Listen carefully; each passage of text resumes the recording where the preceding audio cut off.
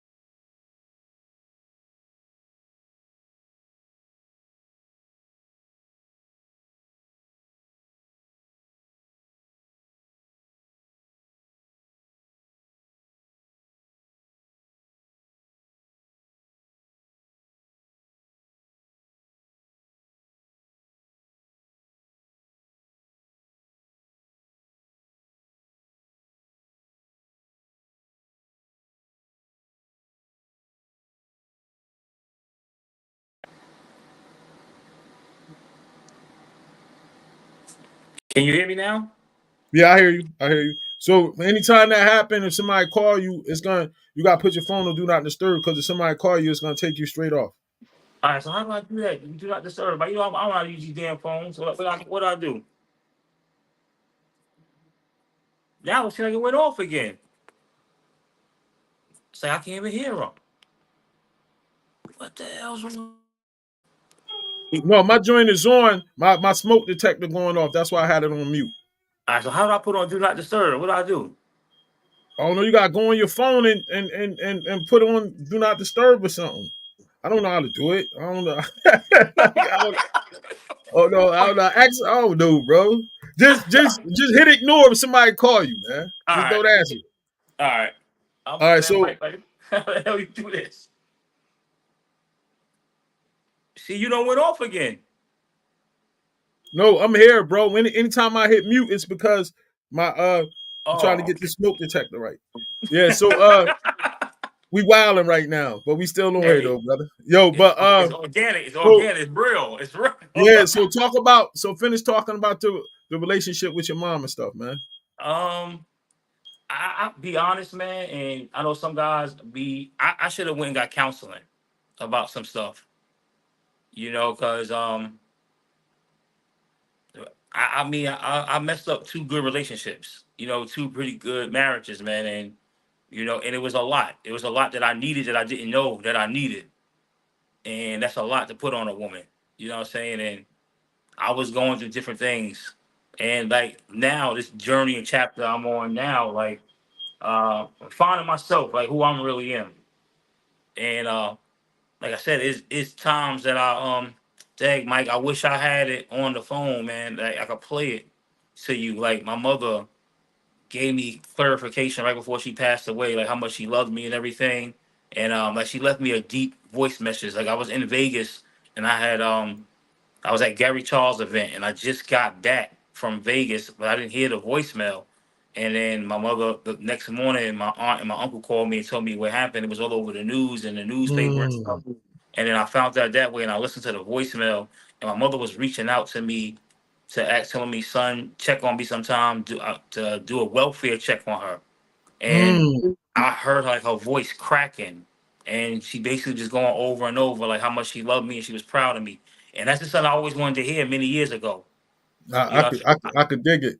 I could dig it. But I like the vulnerability of you coming out talking about this. And how old are you now, bro? I'm 45 now. I'm gonna share something with you. I always talk about this too. Then we could go on to the hoop scenes in Queens.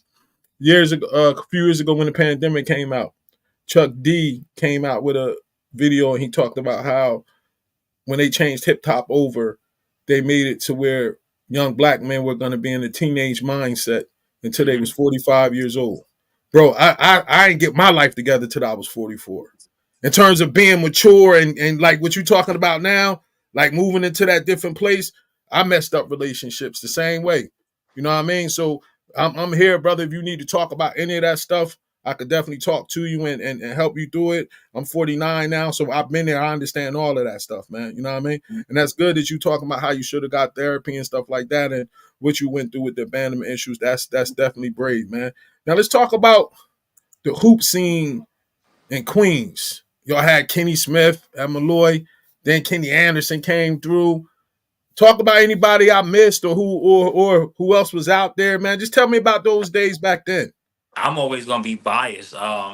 Kenny Anderson, Kenny Anderson and Kenny Smith are legends. I love Uh-huh. them, and Okay. this person I feel like is like a father, a mentor, big brother, a uncle to me. His son is name is tattooed right here on my arm. I don't think either one of them was better than my uncle, my OG, Dave Edwards. Word. Oh, I had a video of Dave Edwards when they played against Trent High. Yeah, Dave I Edwards gave it to was Corey. yeah, Dave Edwards was everything to me. Dave Edwards is when I was going down a rough path. Mm, Dave Edwards was one that saved my coaching career too when he told Kamani Young to come get me. When mm, Kamani came and got me out the projects, man, and took me with S. Dot Carter Elite. I never forget mm, that. Like Dave Edwards was a bad motherfucker on that court, man. That's Corey dad, right? Yeah, it's Corey Father, Dave Edwards. Yeah, I mean, I had a tape when they played against Trenton High. I had the videotape, and he was killing them in the game. And then Mm. I saw Corey at the tournament, and And I told Corey I had something for him. And then the yeah, next time, and then that Sunday, I brought the videotape, and that was the only copy I had. But I knew he probably didn't have no thing that had his dad. You get what I'm yeah, saying? yeah, and Indeed, man. And that brother passed yeah. a couple of years ago. Always a solid, good brother right there, man. Yep. Then after Dave, to me, my number two will always be Rayful Austin because I got to watch. Mm. Dave, me Skip got a story. Skip. Mm-hmm. Mm-hmm. I mean, he got a story. Like I said, I love Kenny Anderson. I Kenny love Kenny Anderson Anderson. was nasty in high Yeah, school, though, bro. Come I love on, bro. I love Kenny Anderson. I love Kenny Smith. But then like those are like, and then you got Kent Boo Harvey. Boo Harvey was nice. Like I But love. Kenny Anderson, though, it wasn't Kenny Anderson like the only one make all city for all 4 years or something like that. Yeah, but Dave Edwards averaged 41 points his senior year, brother. 41 a game. 40. Dave Edwards averaged like 40 points a game in high school, man. Yeah, he was nasty. He was nasty. Dave Edwards' problems from the stories that I used to hear and things that he told me, he was 5 minutes too early for Georgetown. Um, uh, Mm. Coach Thompson wasn't ready to let them guards loose like that until after Yeah, like Iverson he got did there. with Iverson. Yeah, Yeah, he with was. Iverson. Dave That's was. when I knew Iverson was different. When I saw him let Iverson, Yep. because it used to be a big man school. You just Yeah. throw the ball down low to the big man. You know what I mean? But he definitely let Iverson go. Who did Yep. you look up to? Who did you want to pattern your game after when you was in Queens? It wasn't Queens. Besides Dave, who I love, I'm gonna be real. It was Stephon Marbury. That's who I love. I love We Steph. about to go to Brooklyn now, brother. We about to go to Brooklyn now, brother. We about to go to Brooklyn now. You arrive in Brooklyn. How did you get from Queens to Brooklyn into Franklin Lane High School? All right, so my mother was a slick person, boy. So she knew how to. My mother knew how to manipulate the system. So like when she got out of prison, um, she had to start all over. So she went into the shelter system. So the Mm, shelter system, I don't know, man. I could be a little wrong, Mike. You can help me out. I think if you go when you go through the shelter system, they find you placement like apartment, like Section 8 or whatever, and mm, then you go through the system and you get like housing. So my mm, mother had got housing in Brownsville, in Brooklyn. mm, So from seventh and eighth grade, I moved to Brooklyn. I was living in Brownsville. I was living 261 Dumont Avenue in Brownsville, and I mean that is a rough neighborhood, bro. yeah. Yeah, you So was in it, huh? I went to a school called 263 Marcus Garvey. That was the best experience school, like junior high school. I love junior high school. So I got to play Mm, against all the Brooklyn programs. Um, mm, I got to play against all the Brooklyn programs. So I used to walk down. So like the Brownsville Recreation Center was down the mm, block from me. I think it's called the BRC. So we used to play there, 275, and we used to play at Gersh. mm, I'm a Mr. Nan. I think he played for the Knicks named Jock, Coach Jock. He used to run it. Mr. Jock was a good man. So he was like, yo, he was like, Coach, he was like, Shangy, man. Coach told me you thinking about going to Cardoza or you thinking about going to Hillcrest. He said, you should go over to Franklin K. Lane with some of your friends that's over here that's going there. And then a lot mm, of my friends were going to Canarsie. I was like, man, I'm not going to Canarsie. I'm not going no I'm not going to none of the schools. I'm going back home to Queens. That's what I thought I was going. And then mm, my friend convinced me at the last minute. He was like, "Yo, go to Franklin K. Lane, man. Like you're gonna be all right. You got a couple of teammates there." He said, "You got the guys that you know that play with Kenny King All Stars. You got mm, all the kids from Brooklyn that you cool with. You might as well just go there." And I was like, "Yeah, you know something because Cardoza is stacked. They got Royal Ivory. They got Brian Woodward. My little cousin mm. Showtime was there. They Icy had a Effects." crew.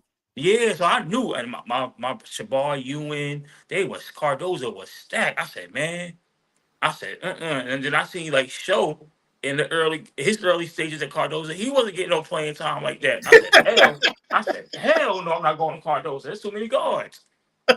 So yeah, I was like, hell no, I'm not going to Cardoza, man. I said, hell no, but that's where I wish I would have went to Cardoza though. Why? Because Franklin K. Lane exposed me to a lot, man.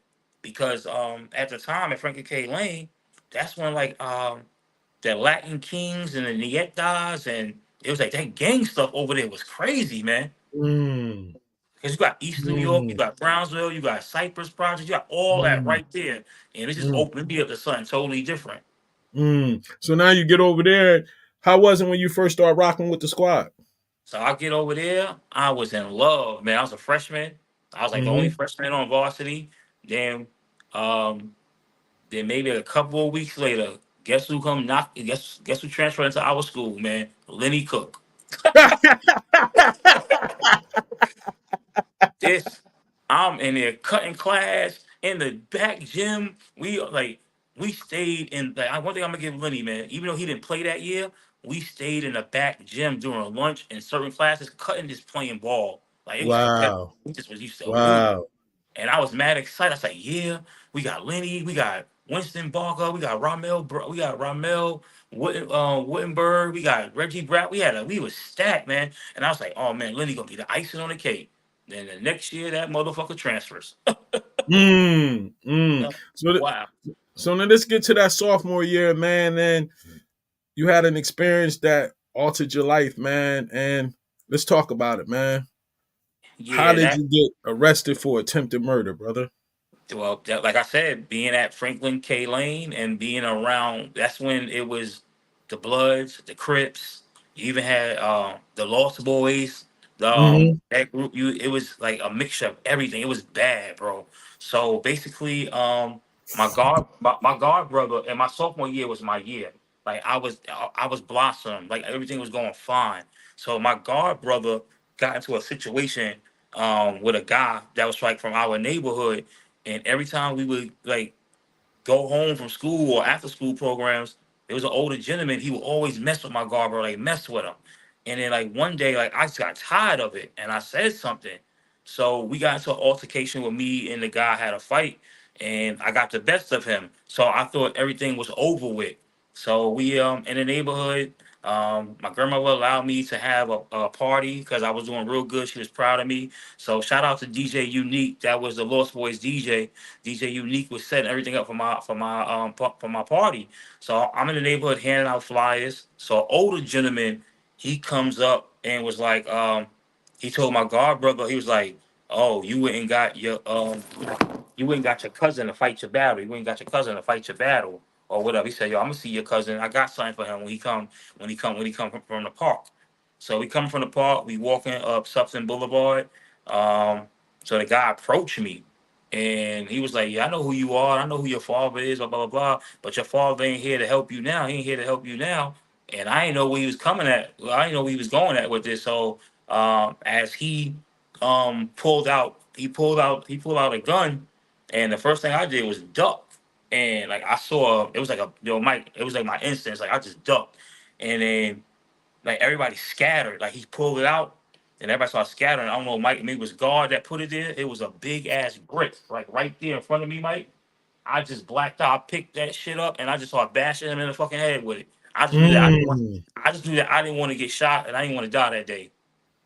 And mm, then after that, like my guard brother got the gun from him. Me and the guys fighting, and he stabbed me a couple times. Like I mean, mm-hmm, and the blood was all over me. And then it was after that, like I went in like hiding for a minute, mm, and then that's when and the guy was way older than me. I was 16. He's like mm-hmm, 29, going on 30. mm-hmm, mm-hmm, You know, so like I went in hiding. So my grandmother and them, like I didn't go to the hospital. Like at the time, my grandmother, no, my mother was telling me if I go to the hospital, they're gonna arrest me. mm, So my mother was like preparing me for everything. So like I was staying at my grandmother's house, and I was like staying in the basement. So like maybe 2 weeks later, detectives detectives came. Um, After that, they told my grandma I need to come down to the 103rd precinct and turn myself in. And then I went. I talked to my high school coach. He walked me through everything. Like I'm gonna give that man credit, man. Coach Howard Furman from freaking K mm, Lake also played at North Carolina University. My coach walked me through the whole situation. He said we're gonna be quiet about it. He said we don't want them to pick you up from the school. So the best thing is lawyer up and take you down and turn yourself in.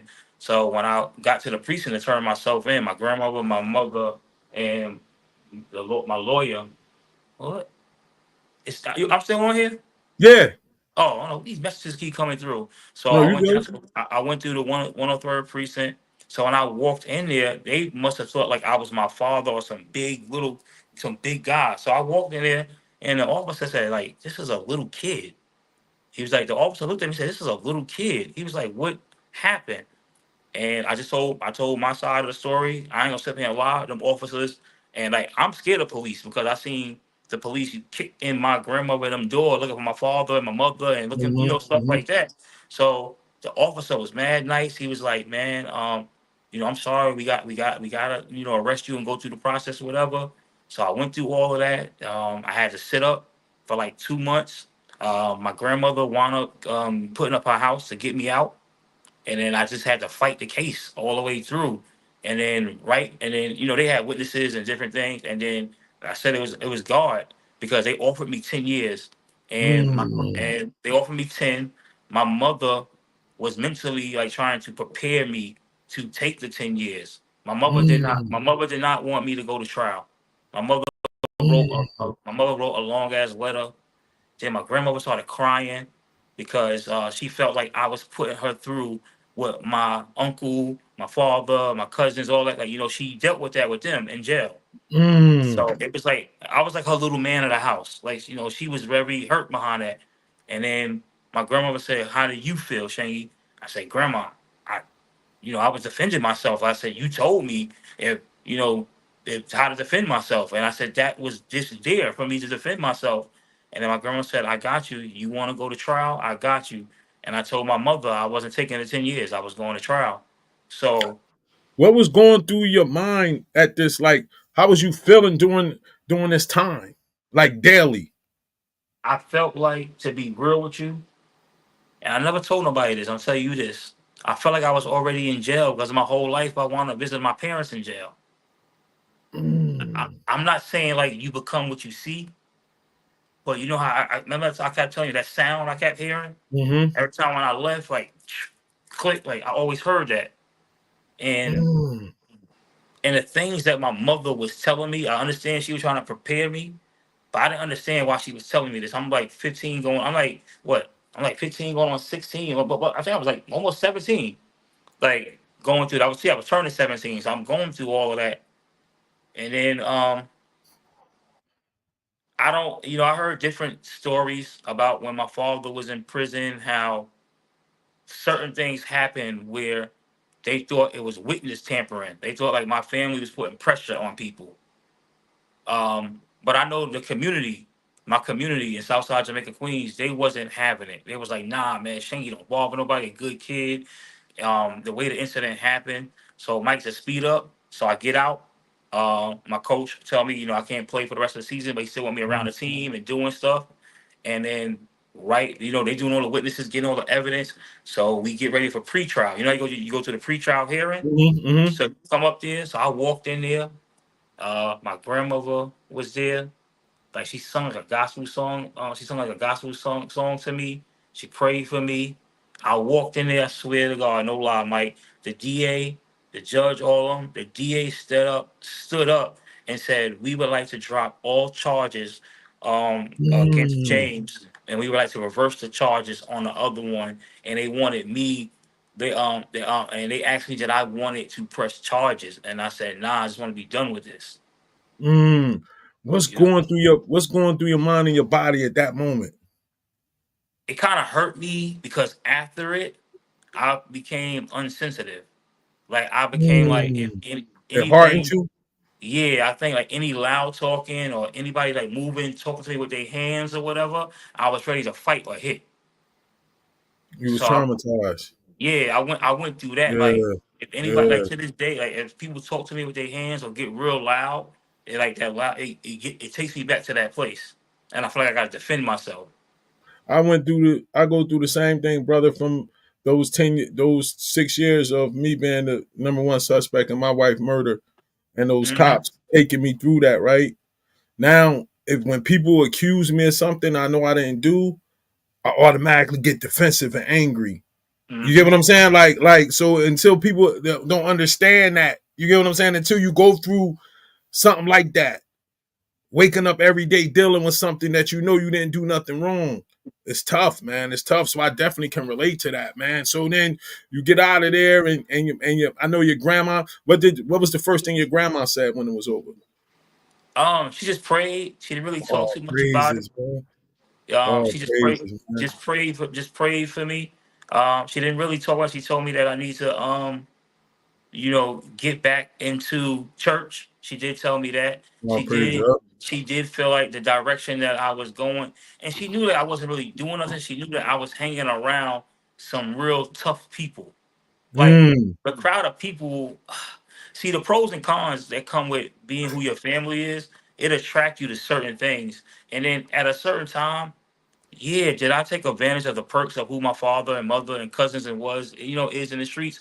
Yeah, but then like, did I really like it? No, you know what I'm saying. So I, mm. I abused it or used it to my advantage at times.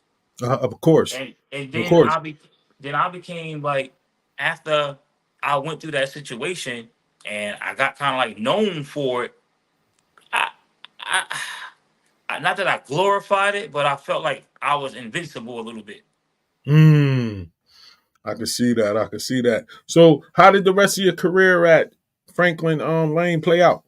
It went well, but I was behind academically because I missed them 2 3 months of school. So Okay. so after I finished out Franklin K Lane, um, my coach had it set up to where you can go to prep school, you can go to JUCO, or I got a situation that you can go to Job Corps and I can enroll you into Marist College that's in the Job Corps program and it's the South Bronx, and then you can transition from Marist to head up. You can transition from the South Bronx location in Marist and head up to Poughkeepsie, New York. You're gonna play 1 year there. You're gonna do what you got to do, and then you're gonna make the transition and go. And that was the best. That was the way how he had that set up for me. It was perfect, man. My coach put me in the right situation. Mm, So I get to the South Bronx. I love the school. So now I'm getting better because I was struggling academically with reading, writing, math, and stuff. Because that whole time away, like I wasn't doing nothing.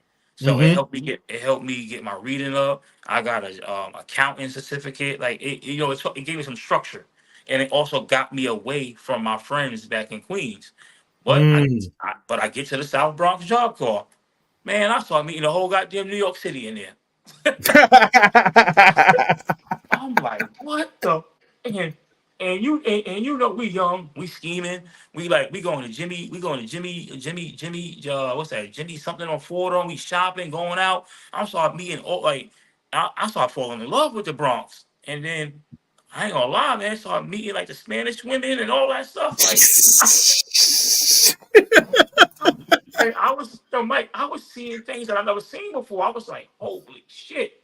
So then boom, I go to the tour for Maris, everything is good. Now my childhood friend is there, which is his cousin was my teammate. My Mm-hmm. Sherman Wittenberg. He played for Maris College. Sherman was nice, man. And then I didn't know too much about Maris. All I knew is that Rick Smith went there, that played for the Pacers. That's all I knew about it. I was like, man, I had so much opportunities because I was playing with the Panthers. I was playing with Coach Milton Carter. He didn't give up on me. He said, Shangy, just the route you're gonna have to go. Your ass the one that got in this trouble. So Mm-hmm. I get there, so I go for the workout, everything is going fine. This is my first weekend up there. My dumb ass listen to my teammates from the South Bronx job called Shane. All you gotta do is take the Metro North and meet us on 42nd Street in Manhattan. We about to go to this party. He said, you can get right back. You know what my dumb ass did, Mike? Mm. I snuck off campus. I was like, hell yeah, I'm going. So that's when it's called Club Speed back there. Like, what's his Mm-hmm. name? DJ Mr. C was DJing there. So we in there. So Mr. C look at us and say, what the hell you doing here? I was like, man, don't say nothing, man. Don't tell my family nothing. I'm in here. I just come out partying. So Mm-hmm. boom, we having a good time. So we leave Club Speed and we in on the game room and all that stuff on the city bugging. We going to get the little dollar slices of pizza. My other friend, yo, Shane, yo, come on, we about to go back to Queens, whatever. I was like, all right, bet, come on. So he said, I'll drive you back. Man, we driving, and it was two cars like chasing after each other. Then one car hit us, Mike, and I went through the windshield. And yeah, so Mike, let's look. I got a plate right here in my head. All I don't remember, like, all this is crushed. I'm paralyzed here. I got a wire right here in my mouth. All this shit got knocked out, and then I had some pains in my legs and stuff. So then I was like a little coma for 2 weeks. So Mm. so my mom, and this is the first time like I really now I knew my mother always loved me, but it's the first time like I felt like my mother was my mother. Like she had to like bathe me, wash me, wipe my ass. Like it took me that Mm. like an early childhood stuff that I'll never forget. That stuff. Like my mother was there for me through that stuff, and I had all type of screws and pins in my arm and all that. I had 2 surgeries, So then like after that, man, I withdraw out of school. I was done. Yeah, I was done. It was over. Um, my coach told me something and I didn't understand what he said. He said, James, God got a different calling from you. He said, you didn't appreciate the talent that he gave you and you abused it. But he said, Mm. God has a different calling from you. And I was looking at him. I ain't gonna lie, Mike. I was like, "Shut the fuck up, man." I was like, "I want to play ball. I want to hoop. I ain't want to hear that." So, Mm. so fast forward up. So like, I went back home. Um, like one of like the local guys that was one of like the big hustlers down there. Um, he had to go away. He had to go away to prison, Mm-hmm. and a lot of the kids didn't have nothing to do. So Mm-hmm. I started working summer youth, the summer youth, and Okay. I was working like in the PAL. So I always remember with this guy who played a major role in my life. His name is Sean Simmons. Everybody used to call him Dog. Um, he's always like, "Come on, Shane, I'm gonna put you in tournaments. I'm gonna do this. We gonna do this, et cetera, et cetera." So the year that he had to go away to prison, the kids ain't have nothing. So I took my summer youth check and got shirts and put them in a tournament, and I started coaching. And that's when the NYC Roz Panthers, you remember Cat, Craig Keys? I gotta get him on here, man. That's my Yeah. boy, man. So that's how I really got started coaching. So it was Coach Harper from the Bronx. Coach Harper used to coach with the NYC Roz Panthers. And this is after I already had like Cam Tyler. I had all those kids that played with me, all the street stuff. So this would cross me over into AAU basketball. So Coach Harper came to me and was like, "Yo, Shangy, man, um, I want Corey Edwards and Chris Hampton." I looked at him like, oh, I Mm. said, so I looked at him, I said, "Oh, hell no, you ain't taking no Corey Edwards and Chris Hampton." Right? He was like, "Shane, like, I love what you're doing. I want to put them together with Steve and Dave. Remember Day Day and all of them?" Yeah, I know Day Day So, Lefty. so he's like, so yo, he trying. So I'm peeping Day what Day Harper. Wiggins. Yo, Yeah. yes, I'm peeping everything Harper doing. I'm like, so Harper went into Chris' house, but without me knowing, not knowing Chris Hampton. Yo, this Welcome to the motherfucker not know. game. Welcome to the game. He not knowing that Chris Hampton lives right across the street from me. So Chris, Uh-huh. don't- so Chris, Chris family lives with me in the shelter. That's how close we are, right? Mm. So Anton came and got me like, "Shane, there's some coach over here, like trying to get Chris and all." I said, "What?" So I go over there, and Harper was like, "Shane, I think you got a good thing, man. I want to take these kids and put them in UDC, Gun Hill, and all these." I'm like, "What the hell are you talking about?" Back when I was little, I just remember Riverside, Gachos. All I didn't know Mm-hmm. UDC and baby, the baby Rucker. I didn't know none of that stuff was. I said we played in the Gachos and Riverside. So he took me to IS 72. When I walked to IS 72, Cat was there. I was like, "Well, that's family."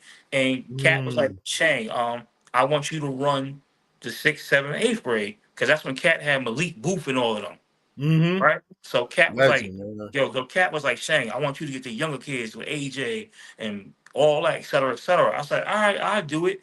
So when I got there, I did it so well that like all the kids started gravitating to me, and then like I seen slowly but surely like Harper started disappearing, and like Cat just gave me the keys. So Mm. I ain't gonna lie to you, I was bringing Shaquille Stokes down to play. I was Shaquille was bringing nice. I wasn't playing. I had Shaquille Stokes. I had little Lala, Shaquille Pearsons, Corey, Chris Uh-huh. Higgins, Josh. I went and got Ryan Pearson. We call him Big Bird. I went and got all of them. So we run around the city beating the shit out of people. So then after that, we go to the Stephon Marbury tournament, which I won that when I was a little kid playing.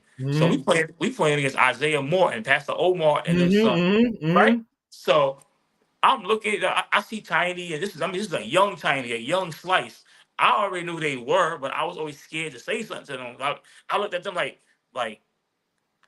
to me, Slice was Rich Paul before Rich Paul. You know what I'm saying? Slice knew how to Mm-hmm. mess with the players, and Tiny was like the GOAT. You know what I mean? So like I always was scared to say something.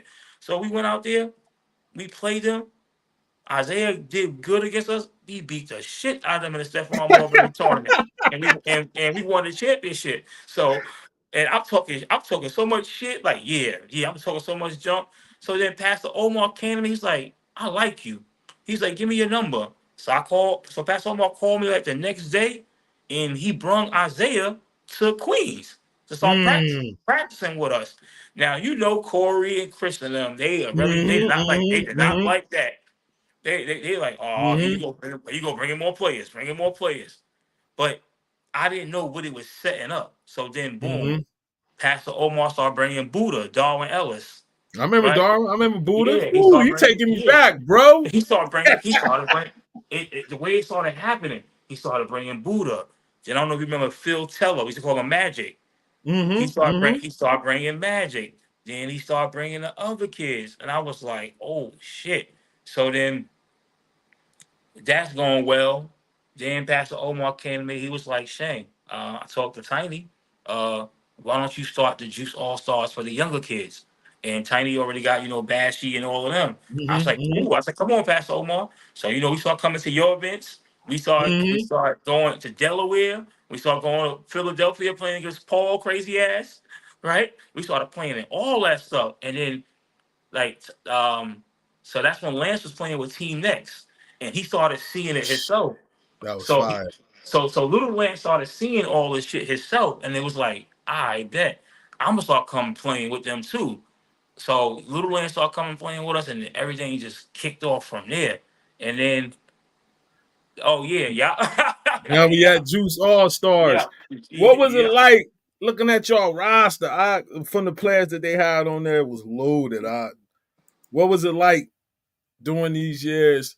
Of course, you was coaching some of the younger guys, but when you traveled with the older dudes, and shout out to Malcolm Grant, his Instagram Yes. is the bomb, yo. I love watching his Instagram, Joey Joe. He Yo, be having me dying because he be having the enthusiasm when he talking about the players and stuff. He be having me dying, man. yo, But Mike, check Mike, out this.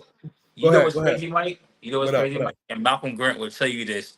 Malcolm Grant father, man, I love him. Malcolm used to play with me when he was 10 years old.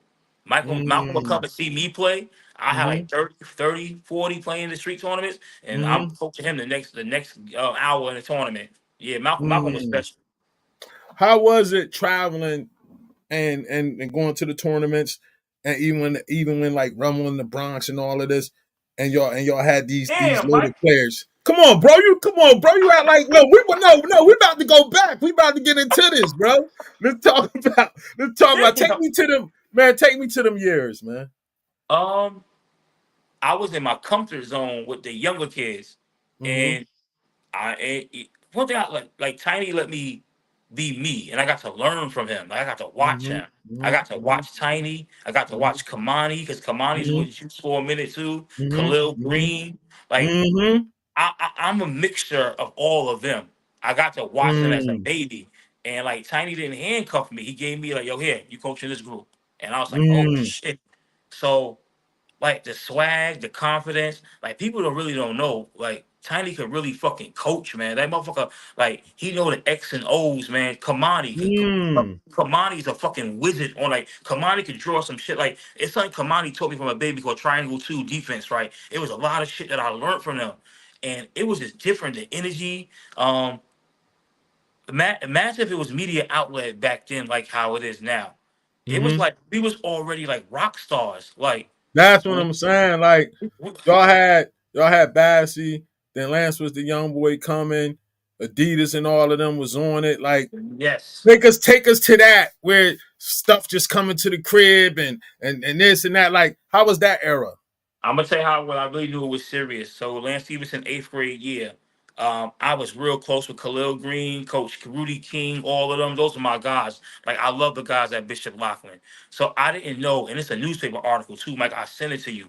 I didn't know how Reebok with the Panthers and Mm-hmm. Adidas with Tiny, they was going to war, and it was a big, Mm. it was a bidding war going on for Lance. So Lance eighth grade year is a big fucking article about Adidas and Reeboks, Gary Charles and Tiny. That then they was at odds going through what they was going through, and I was in the middle of it. It says Lance is playing with Tiny's AAU program. He played up. It was a big article. They quoted me on some stuff that I was saying that Lance is a Coney Island kid that he should stay and go to Lincoln. And I remember Khalil Green and them popping up to the tournaments. I remember the argument that Tiny and Gary Irvin, Uncle Ross, like Ross, like my OG, they got into a big argument at Broward Park in Brooklyn. Like that shit was bad, man. That shit was like I'm not gonna lie, that shit was bad, man. Yeah, Then it I was. then, Yeah, it then I remember was. then I remember one time and like Tiny didn't give a fuck, man. I was living in Crown Heights, man. I remember Tiny pulling up in the middle of the projects, like coming to my sister's house. That motherfucker dropped off exclusive boxes of that shit. Yo, this is for Lance. But I'm gonna tell you, people don't realize this. Tiny really didn't recruit Lance. Like he felt like Lance Mm, should automatically come to him. It was like Tiny was being mm, stubborn. Tiny was being stubborn, but on a mm, low key he was recruiting him because he was telling me little things in my ear, and I'm like, well, he lives right down the mm. block from the hell you gotta bring this shit all the way down here? Then I gotta take it to ISA and give it to him. Like Lance had all the exclusive Adidas shit. I did that. I did too. I had my stuff too. But Lance had some exclusive shit coming. What was the aura with Sebastian, especially with Adidas, his relationship with LeBron and all of that kind of stuff? Like, how crazy was it during the time when he was the king in New York? Like like Tiny dealt with all hands with Sebastian. Like I used to see Sebastian here and there, but like whenever I saw Mm, Sebastian, I used to talk shit because I used to be like, man, my cousin Showtime will bust your ass. Like I used to mm, talk shit to Bashy, but Bashy was always cool, man. Like he would take the shirt off his back and give it to people, man. Like I knew he was special though. mm, Yo, and then he had that. I ain't gonna lie, Bashy had that confidence. Like he wore that Brooklyn shit on his sleeve, on his heart, man. He loved it, man. yeah, He like yeah. he was battle tested. And one thing I love about Bash, he can nobody take from him. When the bright lights are on, that motherfucker will perform. And that's one thing I remember. God bless his soul. His brother Dan Turner used to always tell him when the bright lights is on, it's time to perform. And like he wanted everybody to eat, man. Sebastian was that motherfucker was different, man. I remember going up to the Rumble in the Bronx to check him out. I was up Yeah, there when he was playing at the Rumble in the Bronx, man. That Rumble in the Bronx used to be hitting, man. You know what I he, mean? he was See, special. we from that era. We know about Charlie Weber and all of them tournaments. Like you said, a lot of young cats don't know about them tournaments, man. You know what I'm saying? So now, during this time, also, man, where I first met you at was ABCD camp, man. Yeah. The young boy running around. I'm like, yo, who this young boy, man? He look like you just always look like you was right. You used to talk so much stuff, man. Like, who this young boy rolling around, man? Now we at the Yo, ABCD camp. Y'all Juice Boys had some battles, man. We could yeah, talk about first the battle with Sebastian Telfair and Darius Washington was crazy, man. Talk man. about that, man. What you remember? What was going on from your side? Well, for me, because I was sitting with Pastor Omar, I got a little nervous a little bit because I seen how linky he was. He was very he was skilled. Like I said, and I'm looking, I'm over, I'm like, Bash, you better bust his fucking ass, man. Like bust his ass. I'm like, you better bust. Yo, I'm talking so much shit on the side, you better bust his fucking ass. And then I ain't gonna lie, like that little light skinned motherfucker was nice, Darius, man. Like he was Uh, tough, uh, man. uh, So uh. I'm watching him, and then when I seen like Sebastian, I felt like he's a showsman. Like he know when to go and when not to go. And Mm-hmm. where people don't give him that change of direction he got, Yeah, it and, was crazy. and Yeah, he his could see change the direction court. was crazy. He His could see change the direction court, was man. crazy. He could see the court. He could really pass that ball. Mm-hmm. He could Mm-hmm. see Mm-hmm. the court. He's a little floor general, and then that confident with him, man. Like he, for some reason, whenever I watch Bash play, to me, Sebastian. I know everybody talk about Stephon Marbury. But one of my favorite guards who I don't know people think I like I just see them in each other. I see a lot of Gary Irvin and Sebastian Telfair. Gary Irvin was nice. I remember watching him on I, Riverside. yeah, it's like I see Yeah. that they very even like when I'm so proud of Gary Irvin. I see I watch from a distance, see what he's doing with the coach and stuff. Like I even Mm-hmm. see that confident that Gary walk with. Like so, I ain't gonna lie, man. Them Brooklyn guards was different, man. That showdown was crazy because I got a quote that's coming up later. We're gonna dig into that too. But Sebastian was worth the price of admissions in high school, bro. I can't Yes, front. he was. Going to watch him play. I went to watch him play so many times. I saw him play in Delaware Slam Dunk to the Beach a couple times. Saw him play at the prime time against Dwight Howard. That was a classic joint. You know what I mean? Saw him play at a course at ABCD camp a few times. He was definitely worth the price of admission. And Darius Washington was hungry. Yeah. Darius Washington was hungry, man. He Yes, he wanted some of was. him, man. You know what I mean? Now let's get to the other matchup, No, no, man. no. Hold on. I Go know what ahead. you about to get into. I know what you about to get. I'm gonna let you get into. I know what you about to say. Go ahead. What we talking about, Lance and OJ? Oh my God. Take me what was going on y'all side, bro, because that was your young boy. Talk to me. What was Man, I going was on over there I, doing I that? I I was so proud of him. But I knew it before he even got to ABCD camp because I seen it at Rucker Park. Mm. He was about 12, 13 years old. And Bimmy had a team. Def Jam Records had a team at Rucker. I was the Mm-hmm. assistant coach there. So Mm-hmm. Bimmy asked me, he said, yo, ask Corey Fisher. Corey Fisher was sitting with Tiny in the stands, and Lance was sitting behind us with his parents. So Bimmy said, yo, ask Corey Fisher, do you want to play? So I went Mm-hmm. and asked Corey. Corey, like, he didn't bring his stuff. He was just chilling. So Bimmy said, fuck it, Shane, ask little Lance. I said, huh? I said, Ben, you got Marcus Hatton on the court, you got Showtime, you got special effects, you got Escalade. You want me to ask Lance to come play with the grown ass adults? He said, yeah, ask him. I said, Lance, Benny want to know if you want to play. That little motherfucker, his eyes lit Yo, up. yo, good. Don't curse so much. Don't curse so much. Yeah, yo, Yeah. his eyes lit up.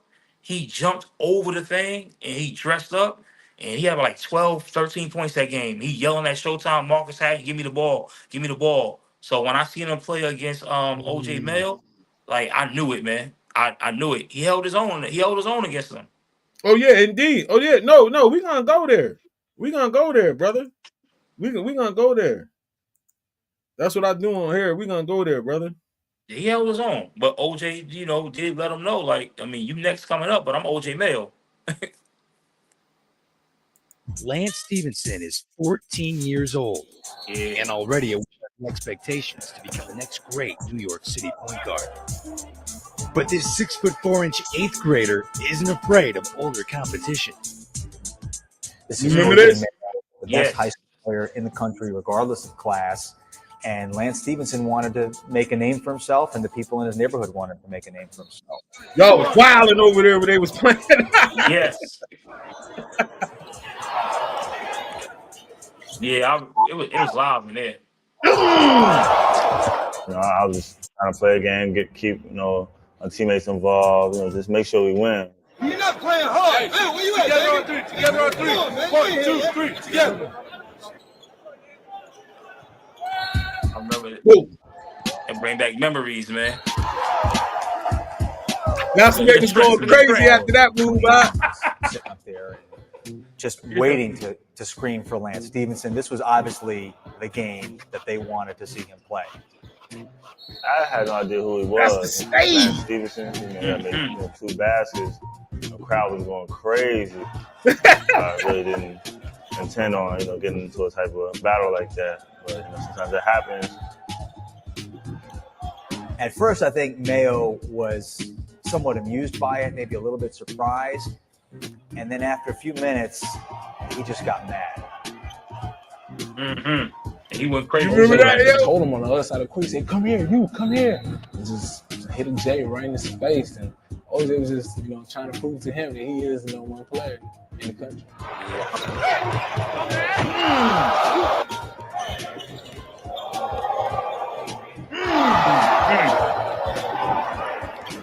He's real good, It's fun to be in the 8th grade.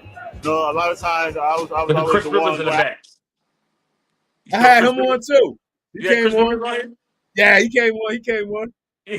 He came on. He was one of my first guests I had, bro. You know I had to go get the legend. He came on, man. Yeah. What was going on through your minds during when that was going on, man? Over there on the sidelines watching the games and stuff. For me, I was proud of him, and what I really liked about I liked it how Derek character, had his arms around little Lance talking to him, and I knew from like for him to be like you gotta remember because like one person I remember as an 8th grader that played at ABCD camp was Sebastian. I say, and then I see Lance like following in that same footsteps. But I knew after that, arguably that he was going to be one of the best players that would come out of New York City after that, Lance Stevenson. Yeah, we're gonna get to that right there. What you Yeah, just talking I about? We're knew gonna it. get to that right there. I knew it that he was Next, going to be one of the best. next up after that, you was with Juice for a while. Then S. Oh, Carter Lee. How did man, this come about, man? I remember um, this too when they got up, man. I know Mike Moore was pissed at y'all, but I gotta hear all of that. You gotta give me all of that. I need to know. I need to know how y'all got it done. What happened? How pissed Mike was? What happened, bro? I was shocked when I heard about it because if you remember years ago, it was Team Rock before S. Carter Lee. Mm-hmm. Mm-hmm. So I didn't know too much about it. I just heard that Jay-Z had a new shoe company he was pushing, the S. Mm-hmm. Carter's. And Mm-hmm. I know that Kamani was looking for a different situation, and from my understanding, Foxy Brown brother Antard is the Mm-hmm. one that like put it all together, and then Kamani was the director from it, and Kamani made a huge splash with it because he started like the names that I was hearing, like that I was told that was coming to the program. I was like, huh? And I was like, how you gonna pull this off? So I started hearing about like for the younger group, Shaquille Stokes, Corey. Mm-hmm. I saw hearing about it was rumors of trying to get Devontae Grace, Mm-hmm. Javon Pinkston. I said, holy Mm-hmm. snap. Like the names that I was hearing that was coming, and I was like, Howard McBride, all of them was leaving like different situations to come to S. Carter Elite. And I was like, how in the world is they gonna pull this off? And then when I heard that like they was taking them players, it was a wrap. And then you gotta realize Kamani had relationships with them kids in Brooklyn because Yeah, he he was coaching the team next too. He used to yeah, come to but my tournaments at first when he first came in. He was coaching that yep, team next. Then he just yep. moseyed on. But then you gotta realize that before Team Next, he also was Juice, and then he also was the director of man, what's that the Mickey O's gym in downtown Brooklyn, man. He was the program, he was the director there. So Kamani had a relationship with all them kids, man. So then once you get down with this crew, how was it, man? And like, what was the culture like? It was different. It was very family oriented, great coaches, great guys around, and they had a plan, man.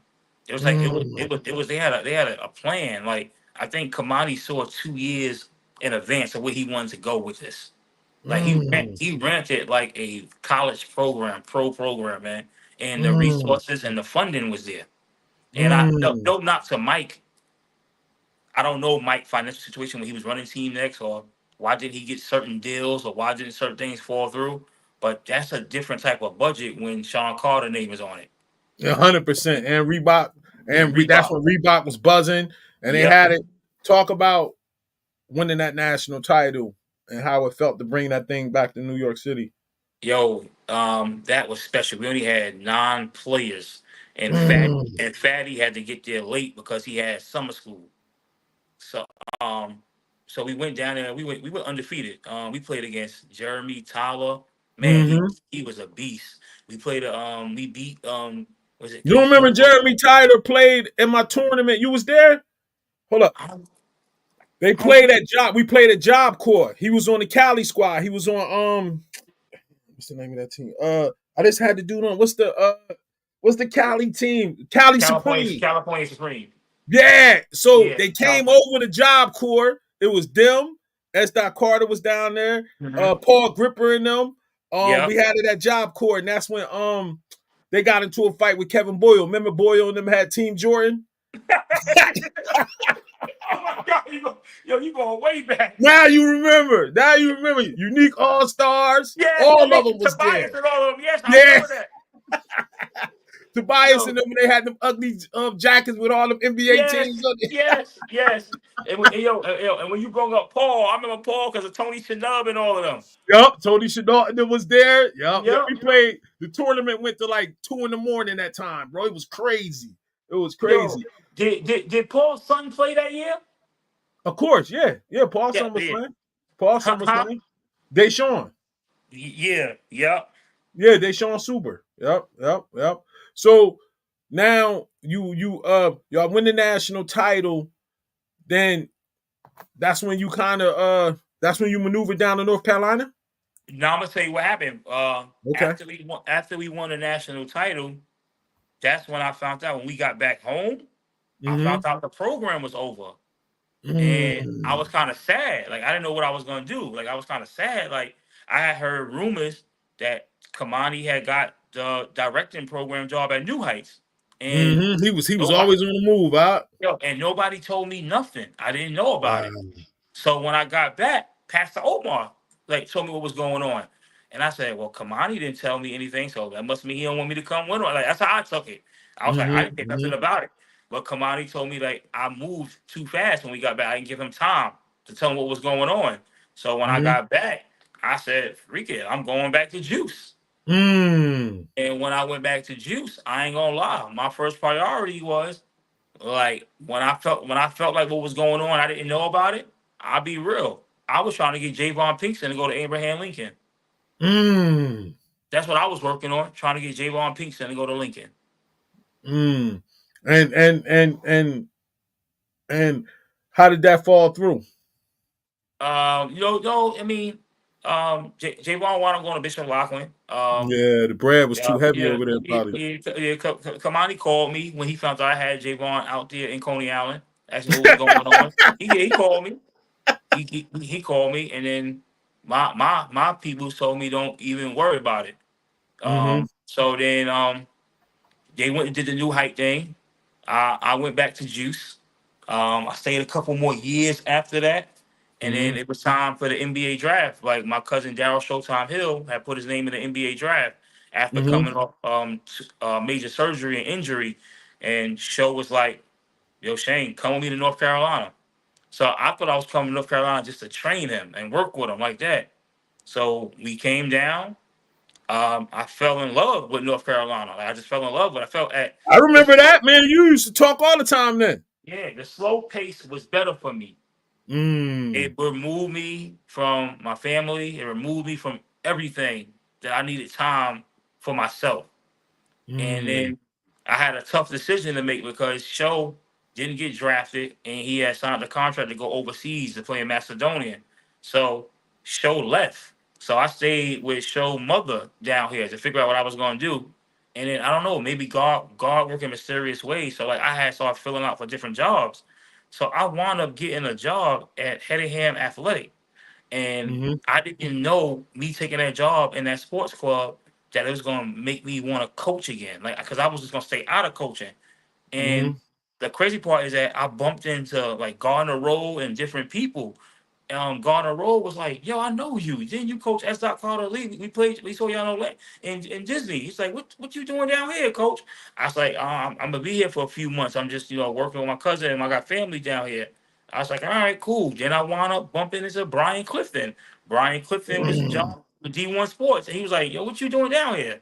I was like, just chilling. Then I started bumping into all the basketball people that I met in Orlando down here. Mm-hmm. Mm-hmm. And then, so like, as I'm at the job, I met a guy by the name of Julio Evans that had a program called UBA. Me and Julio used to talk every day. Julio was like, just pick my brain about Mm-hmm. basketball stuff. And Julio was like, yo, Black, why are you walking away from the game, man? You done so much at a young age. And I was like, I'm tired, man. I said, I'm tired. He said, man, you got too much, man. You too young to walk away from it. So every day Julio would get like just pick my brain. And he's like, yo, I got a program, man. I want you to start working with them. I said, well, Julio, I train them. I was like, I train them and do stuff like that. And I started training them and working with them, and I fell in love with this one kid. And that one kid kind of made me want to coach. His name was Jalen Harris. They call him J5. I He remember wanted, him. He was nice. That was yeah. my So young boy. yeah, J5 made me want He to was coach. nice. Yes, he made me want to coach again, and I was like, yo, He I'm a was coming to my tournaments. yo, His dad or somebody was bringing 18. They was blue and white, I think, or something like that. The Wilson Blue Devils. Yep. There you go, right there. They had Yes. the Duke colors. Yep. Yep, the Blues and Yep. Blue, Yep. the Blues Yep. and Yep. Blues, and like J5 is really the reason. J5 and Julio is really the reason why I started coaching again. Because what I started Mm. doing was I wasn't like coaching, so I was that Justin Lee Mao, and I don't even remember Justin Lee Mao played for South Florida, and he wound up going to Mount Zion. He went to Mount Zion. Curtis Lovin, I had got Curtis Yeah, Lovin. Curtis Lovin, the lefty. Yeah, no, Curtis Love was right-handed, No, the athletic right attack. handed that could jump. Yeah, jump. So Yeah. I had brought Yeah, him the right down one here. that could jump. Yeah, Yeah. and I had my little cousin Bimi's son Jaheim Anthony, and I had Janelle Young. Janelle Young is the actor from the Wu Tang movie, the Wu Tang Mm-hmm. show. They all was at Mount Zion, so they convinced me to start working with this kid. And like I fell in love with the kid. He had a lot of stuff going on, man. He about 6'8", 6'9". He should have been in the NBA. Karan Johnson. Mm-hmm. So I started bringing Karan Johnson back and forth to New York to play with Juice New York. Mm-hmm. I started bringing Karan, Christian Kabongo, all of them back and forth. We was traveling back and forth, and then that's when I talked to Tiny a little. No. So then that's when the parents was complaining about Julio, but I didn't see nothing that Julio was doing wrong. So one of the parents convinced me to start my own program, and I named it after the show, Showtime All Stars. I remember that. So that's when I reached out to you. I said, in order for me to do this, I'm gonna have to take these kids back home so they can see what Mm. basketball really is. So we was try. I put them group together. We started going to basketball spotlight, your events. It exposed them to so much stuff. Like so, that first year we was traveling back to basketball spotlight. We going 0-3, 0-4, 0-1. Like we getting our heads beat in. Like that's how tough the competition is up there. And I was like, nah, stick with it, stick with it. So then the following year, that's when I picked up the two twins and Rashard Allen Sabaj. And Sabaj blew up in your They tournament. was nice. I Yes, remember them, that yo. so I had the some of the parents understood it, some didn't. They had to go through those wars. So then like our first signature win was I ain't gonna front. We played Philly Aztecs, Coach Netta, and they were tough. And we beat them. We beat Coach Netta and them, right? You taking But me back, bro. yo, I look, coach, we beat them, right? And I was feeling myself a little bit, right? So Coach Netta looking at me like, all right, you'll be back, you'll be back. So the next time I came back to basketball spotlight, you set me up to play against Coach Netta again. And she had a monster by the name of Horace It's Spencer. Jake, Horace Spencer. Yeah, Horace Spencer. And I'm sitting there scratching my head. I mean, Coach Netta, like, oh, okay, They beat the mess out of us. It was thick then, bro. That's when I had Yes. the that's when I first switched to the blue and the orange. Cause I had Yep. teams complaining about, yo, we not getting that good comp into the playoffs. So I made sure that you're gonna get a good game as soon as you get off the van. Yo, basketball spotlight was so it was different, man. Like the articles, the love it showed, and then I started seeing after that the programs in North Carolina that would criticize me bringing the kids to basketball spotlight, bringing them to hoop group, bringing them to IS8. The culture down here never knew what that was, and then they start seeing the success and all the talent. Then I started noticing certain teams from down here They started coming up. they They started started hitting you coming up, up. coming up to the tournaments. I'm like, oh, Mm-hmm. okay. So I'm Mm-hmm. watching it. I'm watching everything go. And I'm like, man, but I ain't gonna lie, basketball spotlight, it helped blow up. Rashard Allen, He Jalen was Price and nice. them. I remember the kids did so well. One kid kind of reminded me of John Wall. You did a good article. Brian Quick and them emailed you, text you about it. Yep, yep, yep, yep, I was yep, like, yep, no, don't compare him to John and blah blah blah. I was like, oh my God, what the heck? yep, yep, I yep. remember them days, man. But basketball spotlight was different, man. I don't know if you remember. That's when I even brung Rudy Gay nephew up there. Like it was different. Basketball spotlight was different. But one of my memories of basketball spotlight, and I got to coach him as years went by. I used to love Alani Moore. But he tough. I'm Alani, trying to get uh, him on too. Definitely. Alani I used to Moore. call him Showtime. He was tough. Yes, He was Alani tough. I Moore. remember when I first saw him, right? I had went down to the DC Assault tournament. I think they might have been 11 then or 10. Might have been 10. They was playing and Cowan and them, it was two teams. Cowan and them Yep, was on one yep. team, right? Cowan, Reggie Gardner. They had the fly uniforms. They had Booby or Boogie Watson or Boogie Watson and them. They had the fly uniforms.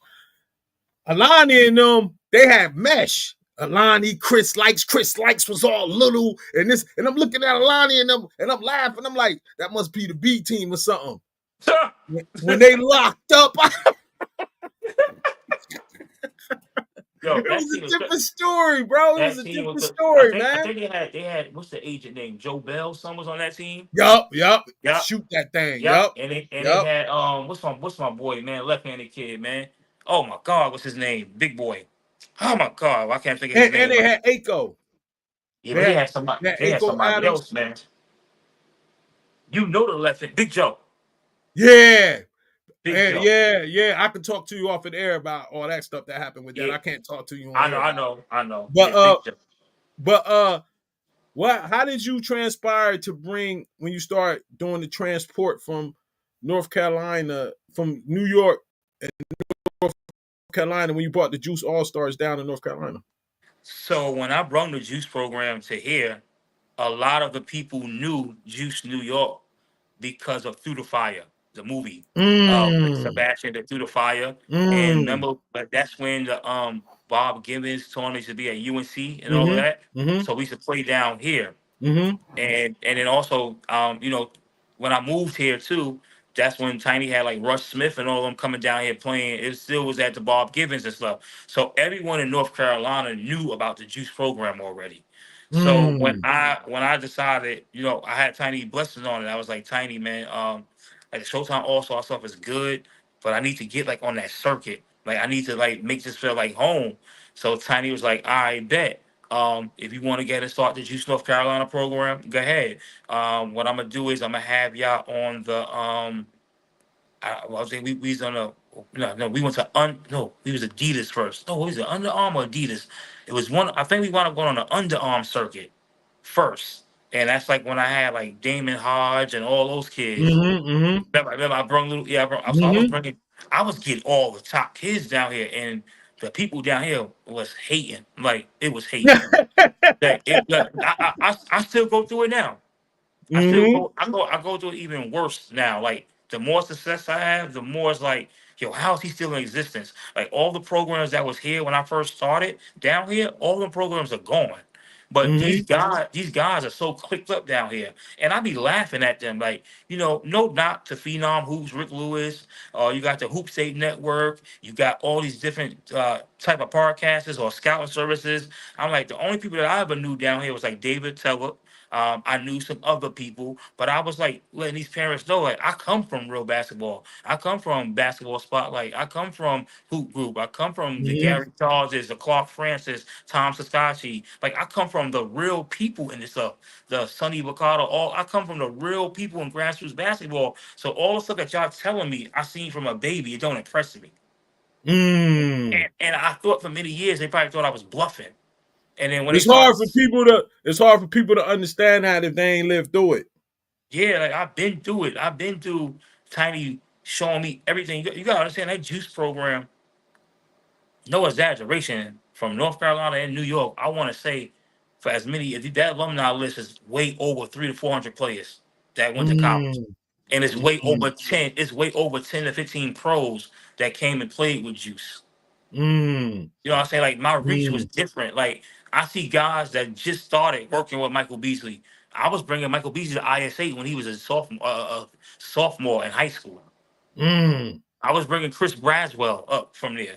Chris Chris Braswell Wright, was nice. yeah, like my hands was on a lot of stuff. I was managing Antoine Wright, that was a number 13 pick in the NBA draft that went to the New Jersey Nets. You know what I'm Mm. saying? I'm around Bernard Robinson. Like it was just different. I didn't know what I was doing as a baby, like with this stuff. It was just all fun to me. You definitely used to be around the mix, man. Around the mix. And y'all ran through the big shot joints, winning championships after championships after championships. Was it ever a time where you felt like it was kind of getting boring? No, big shots never got boring to me. I'm gonna tell you what happened. I got mad with big shots because, and I love Kevin Snyder. I love the whole Snyder family.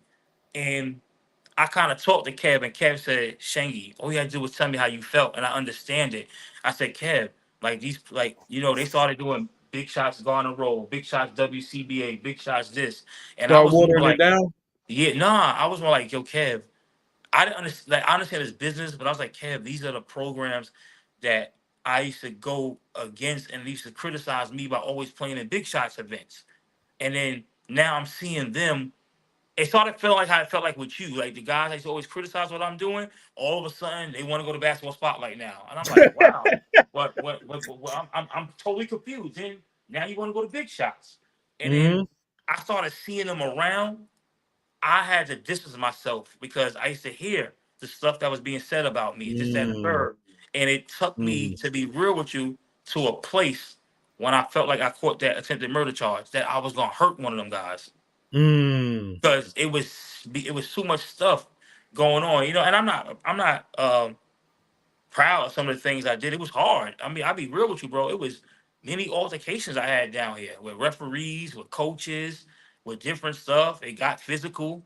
You know what I mean? I Mm-hmm. went through some stuff like fighting like for my name or what I bring to the table. Like I was the Renaissance, the renegade. Like it was like so much, and I did so much to help these kids down here, man. A lot.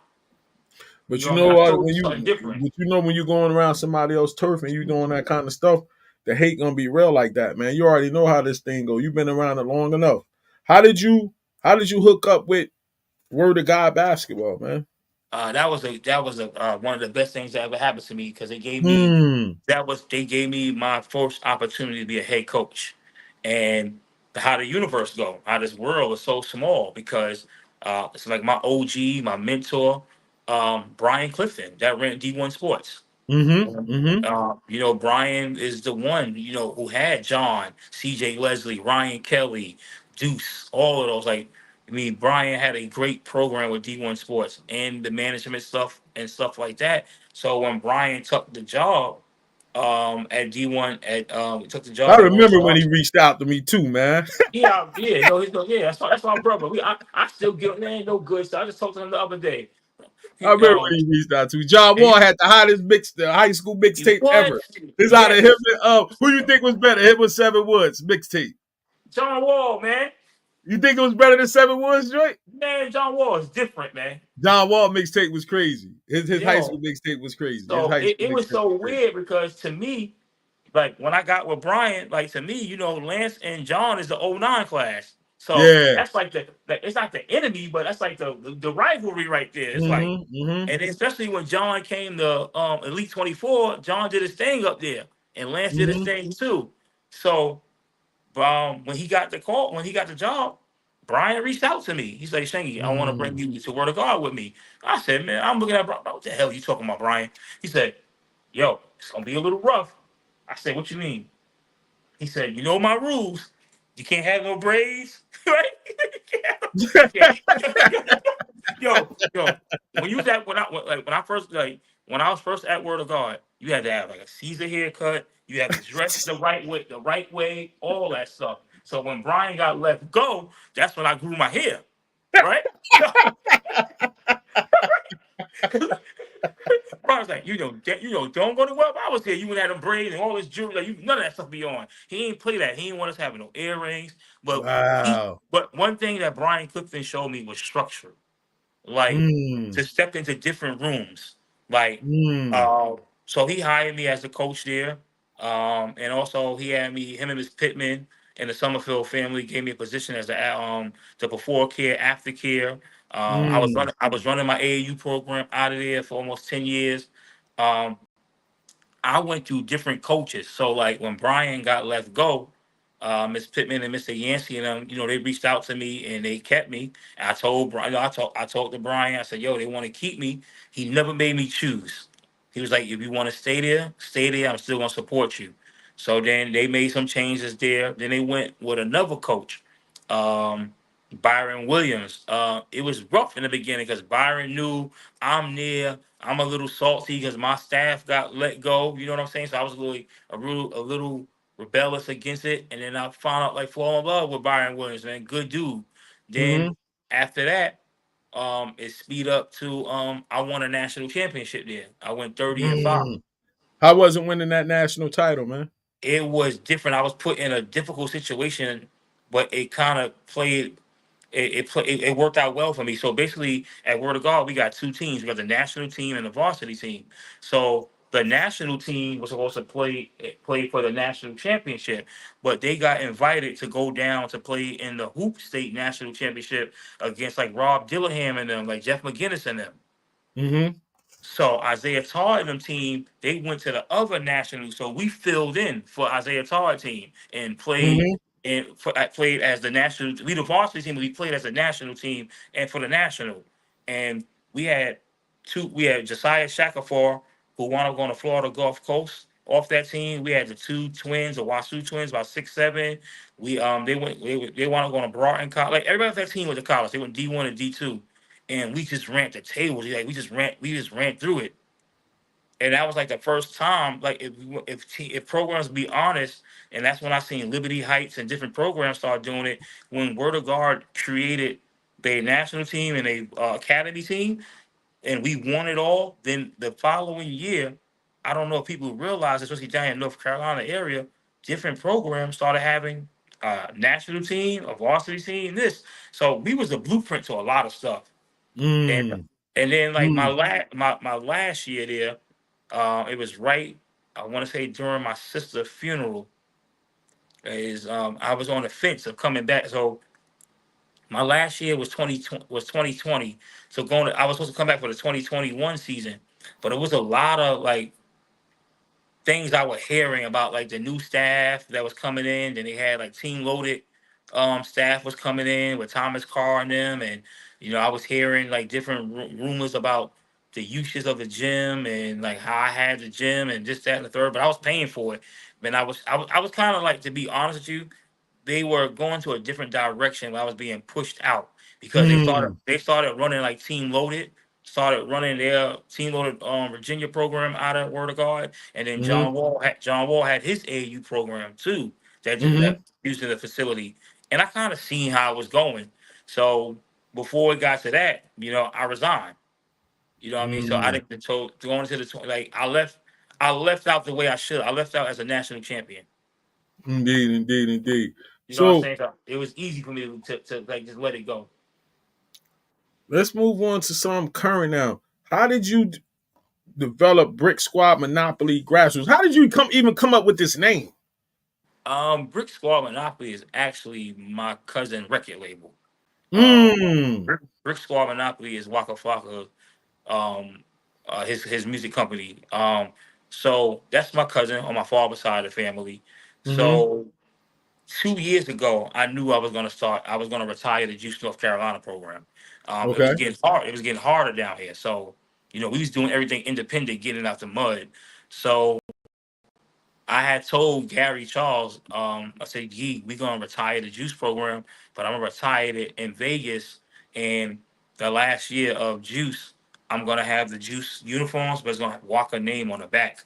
So everybody knew that we was making a transition. But even when we were Juice All Stars, North Carolina, Walker was still funding and sponsoring and helping the program. So Mm. one night one night, like maybe 3, 4 years ago, Walker had a show down here. We was in a hotel just talking, and I think it was right after. It was before my father passed away. We just was talking about some stuff, and I said, "Yo, I'm thinking about like rebranding." I said, "I'm getting a lot of more, and it's sad. I was getting a lot of hate from people that I was still doing the juice program, and I didn't know how much jealousy that Tiny took on still. Like when Tiny went to Seton Hall and took the job, the Juice New York program stopped. Mm-hmm. So I was like still in the mindset, yo, Tiny, my brother, he helped me, he saved my life. I'm gonna keep the program going, I'm keep the name going, keep the name going. And then, I told Tiny, I told him about it. I said, y'all got an opportunity like to get funding and more help and just to rebrand and start something different. And he was like, man, you gave your whole life to this, man. Like that's what you want to do. You got my blessing. You know what I'm saying? Mm. So me and Walker just talked, and I said, Walker, I want to do something and our family name, like to change the dynamic and the legacy of our family. Like Mm. we're known for street stuff, we're known for this, we're known for that. I said, I want to do something different. So he was like, yo, I got you. I'm gonna fully sponsor the program. The funding gonna be there. Mm. I'm gonna go ahead and sign with Puma, and then go from there. And he said, I got you, man. And it was like the stuff that he's physically he here, like he comes to North Carolina, he does the events, he pop ups at the tournaments for 2 years. So like Brick Squad been here for 2 years now. 2 years we don't put 30 kids in college. Oh, praises, man. How was it to have that full financial backing where you ain't really have to be out there grinding and doing this? I know how it is, bro. I know how, like, Yeah, how, so how did it feel to really be like, I know that check is right there and I could just go to whatever tournaments I want to go to? Like, mhm. I'm gonna tell you the hard part about it, because they gotta realize these entertainers and celebrities, they have different. Like so, like my cousin, he has a beverage, he has different stores, a restaurant, different things. He invested artists and company, and I think sometimes people realize just because you may have a multi-time millionaire sponsor you, they go through stuff too. You know what I mean? So mm, you don't want to burn them out. So mm, like in the beginning, like I started off with a small budget, but the small budget turned into a big budget because Walker's a big kid at heart, especially when it comes down to sports. Like he loves sports, so he'll give his last for it. But I didn't ever mm, want to abuse it. You know what I'm saying? Like, mm, don't want to abuse it. So like at that time, we still had registration fees that would off cost some stuff and help. But we in times where now these kids play for free. Like these kids get paid to play through the image and likeness stuff. So Hmm. it's like it's different, and it's still the same grind because you got to go out here and recruit your butt off for these kids. And it's like some things, and there's no knock to some kids. And it's hard for me because I'm stuck in those days. Some of these kids want to be treated like 4 or 5 star players, and they're not 4 or 5 star players. But guys are so desperate to have programs where they would do anything to get some of these kids. Like, to be honest with you, I come from what a pro look like.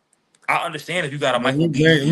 man, you preaching to the choir. Yeah, you know. I ask dudes all the time, how you handle the 7 for 8 man parent asking for flights. Like back when we was doing it, that was the first. That was 1, 2, maybe 3. Yo, That was Mike, 1, 2, maybe 3. Now the Mike. eighth parent, Oh, not. the eight. Whew. The kid who doesn't have no offers, maybe a little bit interest, no following, nothing. You Mm, want me to treat you like the number one, number two player. mm-hmm, And then mm-hmm, like the mm-hmm. number one and number two player, they might be good, but if you was a number one and number two player like that, I get into the part where I may get kids that don't make CP3 that play on the EYBL, that don't make That's what the I was road. gonna get into. You being from the sneaker circuit, playing, being on that tier right there. Now you on the independent side. How you handle that? Like how you handle dealing with that? Son, like you said, I come from, being fully sponsored, everything taken care of. And then that grind of not being sponsored, you got to get it out the mud. What I've been blessed with, I had some dope ass parents over the years, man. Like Oh, they okay. see they see the vision, they support. Like I'm gonna tell you, if you go in it being honest and you showing these parents something different, these parents will invest in their kids. I'm not gonna lie, they will. So like people to understand, it for many years. I'm paying my parents, we got registration fees, fundraisers, et cetera, et cetera.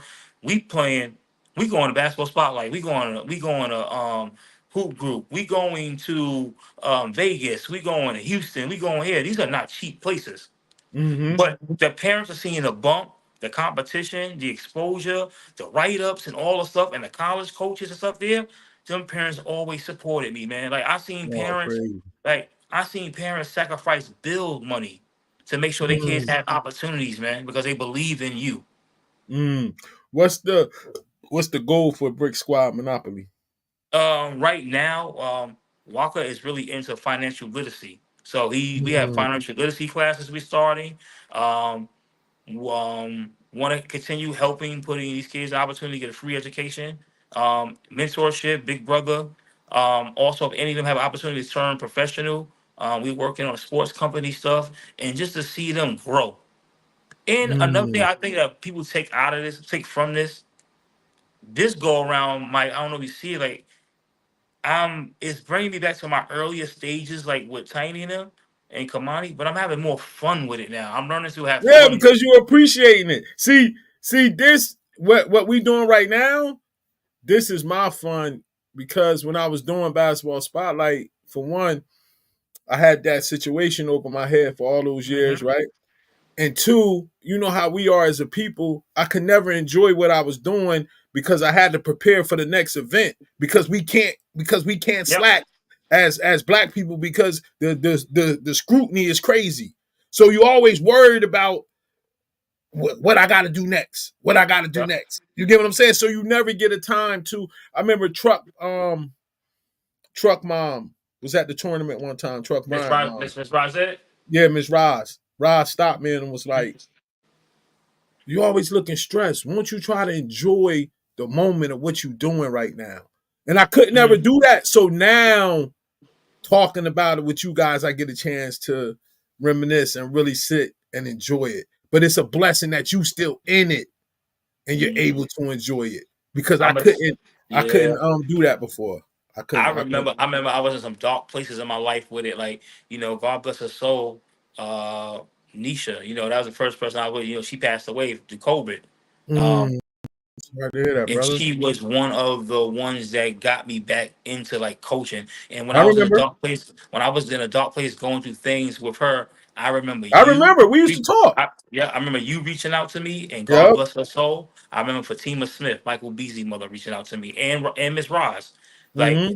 I never understood the basketball family that I had. Like, the Mm-hmm. basketball really saved my life. Mm-hmm. You know Mine what I'm too. saying? That's Mine my too. purpose and my why. And I never knew the dynamic of all the things I accomplished. Like at a young, I didn't realize I did it. If you really think about it, Mike, I did it at a young age. It's like it's no award that I could win anymore. I don't want every award. You know what I'm saying? Mm-hmm. Lifetime Good. Achievement Awards, national championship in high school, national championship in the grassroots basketball, and a high school one, all different type of live period events. And like Mm-hmm. though Mike, I'll be real with you, for 30 years, I never even had a vacation. Mm. Like I never You, had a you, time like just to get away from basketball and just you need it though, brother. You need yep. it. No, Go I out think there and that's what just God. I think perfect. that's what God's doing now for me. Indeed, indeed, indeed. Speaking of family, man, you got a real serious rap industry family. You got Bimmy, you got your cousin Waka, you got his mom. That's his mom, Deb, right? Yeah, that's that. Yeah. Yeah. How was it growing up knowing that these people was your family and then like dealing with having people that had that much limelight on them? I like I used to look at Bimmy and Joe, still do. They were like, that's what I wanted to be like. Like Mm. when I used to hear the stories about Bimmy and Joe, and I used to see the different cars, and even when I was a baby, like my first time I ever drove a Bentley, Bimmy gave me the keys. Here, go. Like the things he exposed me to a lot of different things, but he also the things that I cherish with him was the alone time in the house, the lessons, the talks, the conversations, the mentorship. Um, Mm. and then like when I watch like Deb and I hear her story and I see how much I think I have a lot of my family ways in me because if you look at when I read different things and I hear stuff, Deb was doing nonprofit organizations and giving back to people, and look at all the artists that she helped, that basically, I feel like I'm not gonna say they didn't give her her just dues, but they didn't appreciate some of the stuff that she did. Like she would take her shirt off her back to help anybody, and then Mm. it's like then with Walker, he's like a mixture of all of them. Mm. You know what I mean? Like he's a mixture of all. And like I even learn things from he's my little cousin. It's times that me and him sit down and talk, and I learn things from him. Mm. In the conversations and like generation wealth and want to do better for others. Mm. Like he works like a slave, man. He works his butt off, but his vision is he wants to help everyone that he can help. Indeed, indeed. And I honestly, remember that's been with all of them. All of them is like that. I appreciate the fact that I saw her come out and start speaking against what they doing with these female rappers and how they trying to destroy our kids, our little girls, man. You know what I mean? Because I Yep. seen what they did with the drill with the boys, but now all you hear on the radio now is the girls. And now they trying to destroy our little girls. And I heard her on several podcasts talk about how that's an agenda. And I was proud that she was one of the people that was willing to speak out against that thing, man. For real, man. But also what comes with that when you speak out, you create enemies too. 100%. And 100%. and that's one thing I know. Like one thing I know is like even her sisters. I watch all of them. Like I never knew how powerful my father's side of the family was. You know what I mean? And then like it was crazy after things happened with my father. Like Walker told me my father came to him in a dream, and it's like Mm. a dream was him was telling him to go get me, like Mm. to take care of your like this that and the third. And then Walker came in. He had a great concept of things. He said, Shane, like you done this shit forever. And he said, basically, I'm just trying to, he said, I don't want to be the face of it. He said, I want it to be about you. And I was like, nah, I want you to be the face of it as well. He said, nah, it's about you. He said, all I'm trying to do is be the back scene of everything, but be here for you and help you clean up certain areas that I felt like you probably didn't get the first and second and third go around Mm. because you That's didn't know love. the business side of it. Like you just knew that it was fun. You was helping the kids, and he was like, "I'm gonna be real with you. a lot of your peers and your friends done made millions of dollars of this. He said, look at Kamani. Kamani is one your top assistant head coach at UConn. He said, look at the success Tiny had. Coaches that have came out of your programs, that's different places. He said, look at everything. He said, it's time for you to gain the financial stuff of it and enjoy the fruits of your labor. And my job is to come in and make it a little bit easier for you. That's dope, bro. That's dope. Now we about to get into. I got a couple people that I'm gonna run past you, and I want you to talk about. The first thing come to your mind when you see their picture, and how did this relationship impact your life? All right, Mm-hmm. name it Harge. That's my baby boy, man. That tournament right there, we are in Neptune, New Jersey, at my brother's Mm, tournament, and I had the opportunity to have one of the youngest kids in the country play 17 mm. and under at my brother event, which Damon Hodge back in them days was averaging millions on YouTube, like the YouTube I views. know, I And know. people don't realize the movie Amateur is Uh kind of huh. like based about Damon Hodge. You know the guy who played He kind of Tyrese looked like him a in little bit. Power. Yeah, he looked like him a little bit. I don't know if you ever watched the beginning of Amateur. Your highlight of Damon Hodge is in the beginning of it, of him playing. How did you hook up with him? Yo, it just happened like it's Because he was weird. from Cali, right? Yes, it's like so. It was so many different rumors. Like I don't really like. I heard he came down here, and I heard, from my understanding, that I think it was John Wall Peoples that had something to do with Dame getting down here. He was Mm, supposed to go to a different school, some school. He's supposed to be playing with the coach Kendrick and them, the prospects. mm-hmm. Um, They used to come up and too. yeah, that's when they had Aaron Cash and Jordan Rowley. But I wound up taking Mm-hmm. both of them. Jordan Riley, yeah, Jordan Yeah, I Riley. want, Oh, you I taking want, it I back want, I now, want bro. to take it. I want to taking both of them and bringing them up to you. I want to take, yo, Damon Hodge was special, man. Mm, He was special, man. He will always have a special place in my heart, man. Like I love the Hodge family. His mother and father were very supportive. We like that's always to be extended family. indeed. Next up, Karan Oh, Johnson. Come on, bro. I do my research, bro. this one hurts because um, Mm, Karan should have made the NBA. You know, he went through some trials and tribulations, went through different things. Karan opened me up to a lot of different things, man. Karan is the first kid that he was so talented back when you could do it. Karan put me in position to work college camps when you got paid a lot of when you money got to paid work a the lot of camps, money to do that. to work these camps. They gave you that bread because they wanted him. Yeah, I'm gonna tell you like this, man. Oklahoma State, Travis Ford, Butch Pierre, I love y'all. That's all I'm gonna say. I remember that. I remember that. I remember that.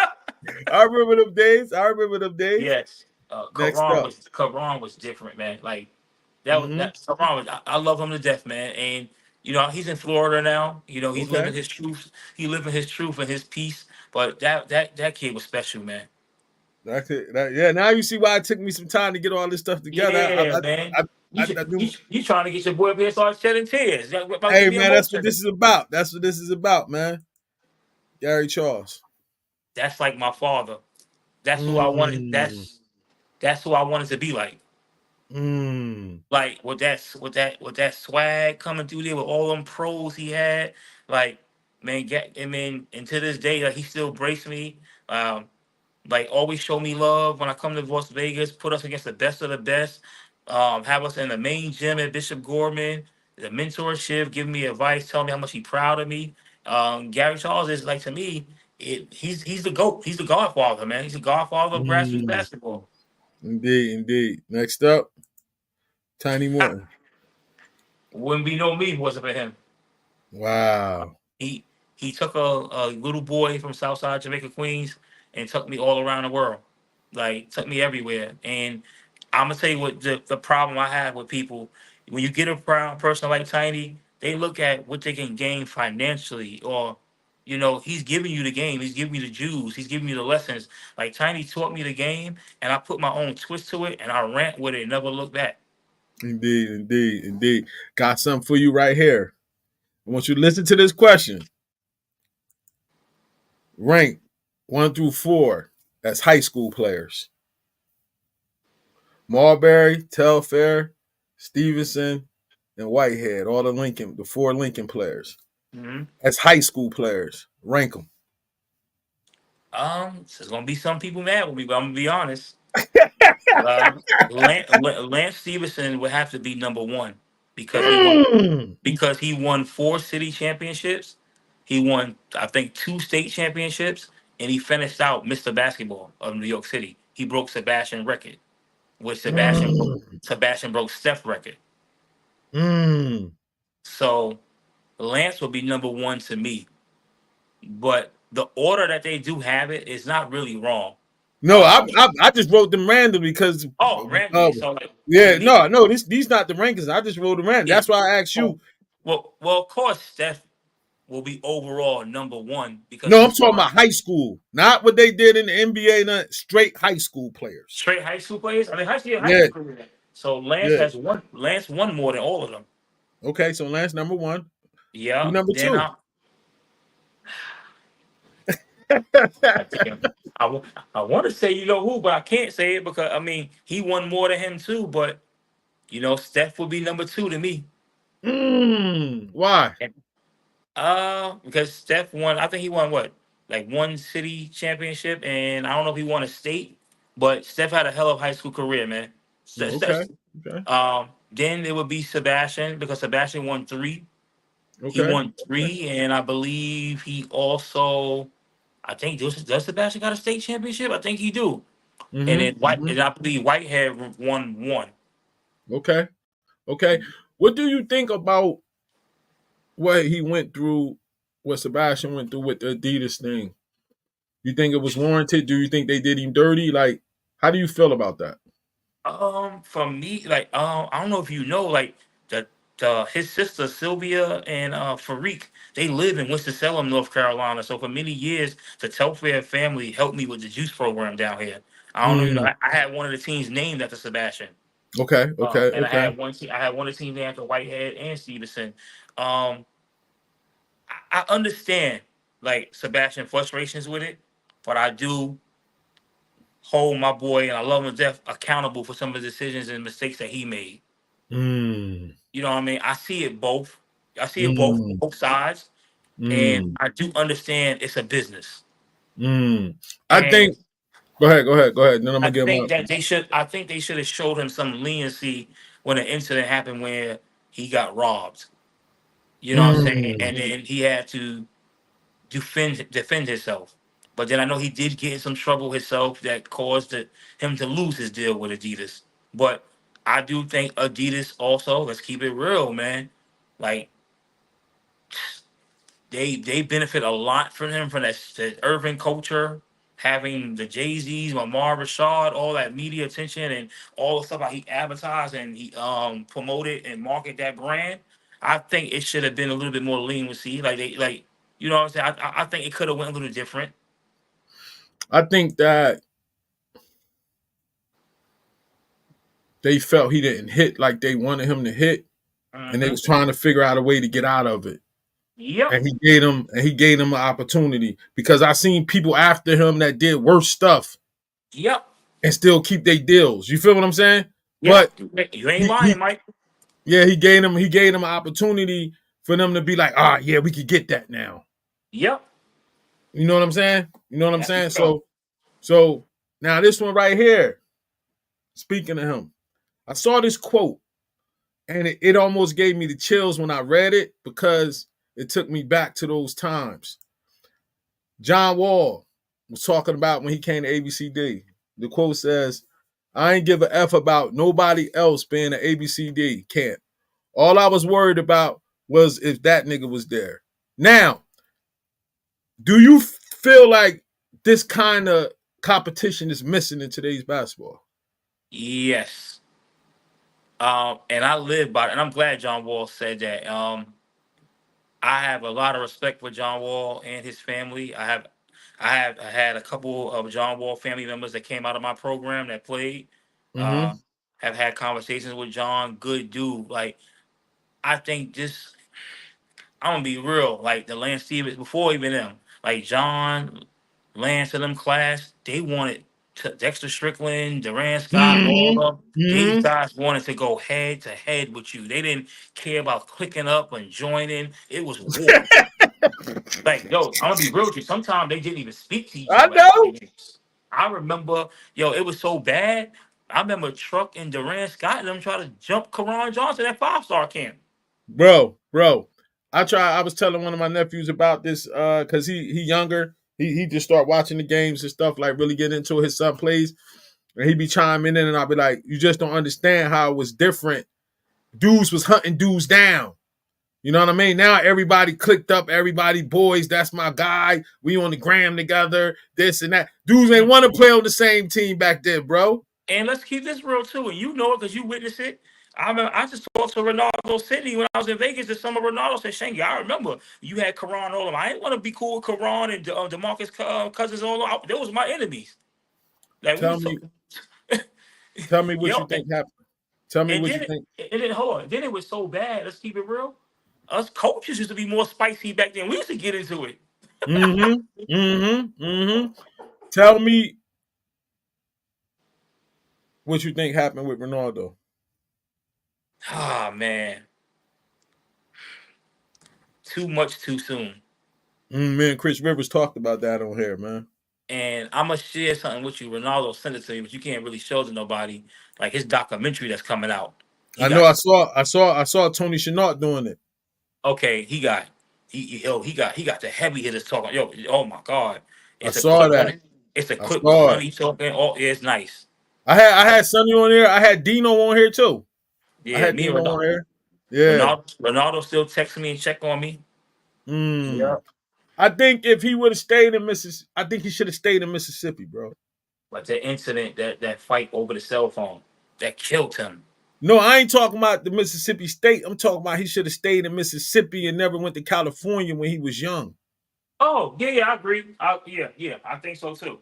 He would have stayed hungry. He probably would have stayed. Remember when he was at ABCD young when he was thin? Ha, ha, ha. He had Ronaldo had ha, ha, ha, ha. Yeah, he had all of that.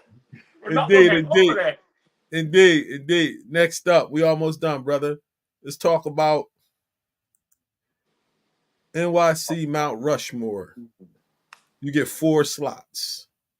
The best 4 you've seen with your own eyes on a high school level, AAU level. Okay. Uh, the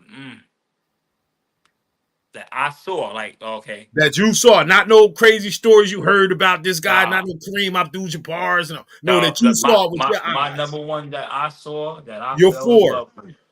Yeah, you're Lamar 4. Odom. Mm. That would be Lamar Odom would be number one for me who I saw. Mm. Um, after that, that I saw with my own 2 eyes. I loved his game. A lot of people probably don't even know who this is. It was a kid that went to Grady High School named Jacquay Walls. Never heard I, of him. yes, He was nice. Jacquay Walls will always be one of my favorite players. I love Jacquay Walls, man. Mm. Um, after Jacquay Walls, would have to be after Jacquay, I'm gonna go with Lance Stevenson, Mm. and then also who I saw in high school that I love was Gary Irvin. Gary Irvin was tough. Yeah, and Gary Irvin was tough. my last one will be Cookie Monster, Lenny Cook. Mm. Mm. That would be my Mm. top Okay. five. I can't argue with your Rushmore. We got like 2 or 3 more joints. How you feel about NIL, brother? Mm. Uh, I look at it both ways. I ain't knocking nobody for making money. Um, but is it taken away from the game? You know, Mm. like because yeah, I know you got boosters and everybody else is getting all this money and stuff, and I'm not against these kids making money. But I just don't know if it's the love and the competitive part of the game is still there, or is it all about financial gain and what I'm gonna really benefit from it? Financial. Mm, I think it take away from the love of the game because you at the time, when I was coming up, other times have changed. You could give me nothing. You can give me $5, and I would get a little hero sub sandwich with $2.50, a quarter water drink, and a bag of chips, and I'd be in the park all day playing from the sun up to the sundown. mm, I love the game. Like now, it seems like everything is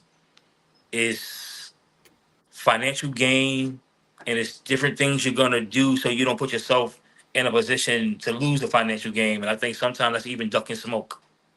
mm. Wow. I think Hurting the everything is more competition. about protecting your brand right now. Yeah. Yeah. I be saying a lot about too of um